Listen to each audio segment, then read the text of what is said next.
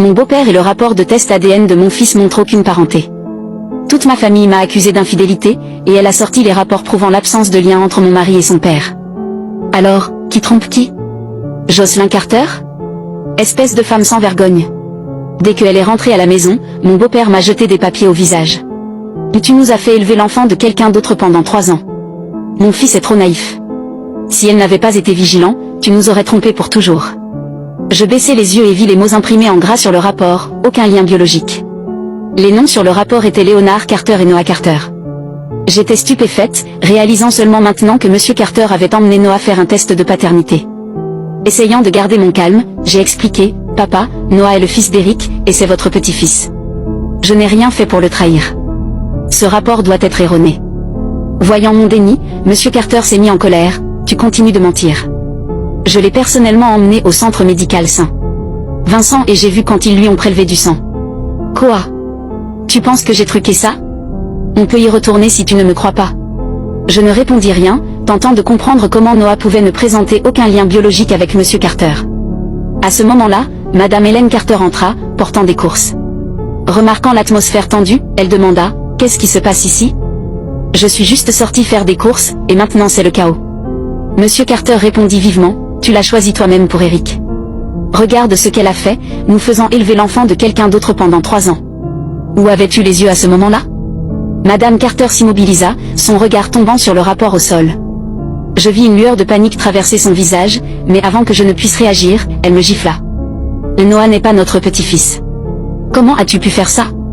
Eric a été si bon avec toi, comment as-tu pu nous trahir de cette façon? » Essayant de rester calme, j'ai répondu, « Je vous le dis pour la dernière fois, Noah est le fils d'Eric. Si vous ne me croyez pas, attendez qu'Eric rentre. Il peut refaire un test ADN avec Noah, et on mettra fin à ces bêtises. » Monsieur Carter lança un regard furieux, mais ne dit rien, tandis que Madame Carter criait, « Tu es sans honte », insistant encore sur ton innocence. Même si Eric revient, il ne te pardonnera pas. Pourquoi faire un autre test alors que la réponse est claire?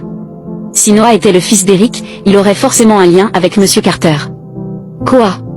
Tu crois que l'hôpital est complice de tes mensonges?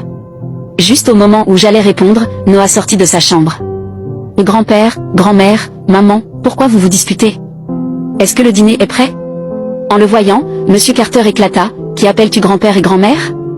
On ne sait même pas de qui tu es l'enfant. Sors d'ici.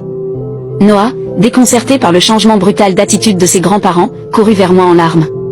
Ses pleurs irritèrent encore plus Monsieur Carter, qui l'attrapa par les épaules. Pourquoi tu pleures? Tu n'es pas le bienvenu ici. Va chercher ton vrai père. Sors de notre maison. Madame Carter resta immobile, silencieuse. Voyant le visage de Noah rougir, je dégageai ses épaules des mains de Monsieur Carter et le serrai contre moi. Les larmes coulaient sur mon visage. Attendons qu'Eric rentre. Il saura si Noah est son fils. Finalement, Monsieur Carter relâcha Noah, me lança un regard de mépris, et retourna dans sa chambre en claquant la porte. J'emmenai Noah dans notre chambre. Eric est rentré vers minuit. Je quittai la pièce pour l'accueillir, mais le voir ne fit qu'exacerber ma frustration accumulée. Tu sais ce que ton père a fait à Noah aujourd'hui? Il a failli l'étrangler. Tu vas dire quelque chose? Un regard sur son expression détachée, et mon cœur se serra. Le rapport ADN était posé sur la table, mais il ne semblait pas vouloir y jeter un coup d'œil, prêt à l'accepter tel quel. À ce moment, M et Madame Carter nous rejoignirent. Madame Carter prit la parole la première. « Eric, merci d'être rentré. Si tu avais tardé, notre famille se serait effondrée. Demande-lui de qui elle a amené l'enfant dans cette maison. » Monsieur Carter resta là, furieux mais silencieux. Enfin, Eric rompit le silence. « Où est l'enfant ?» Il appela Noah l'enfant, pas par son prénom. Cela me blessa profondément.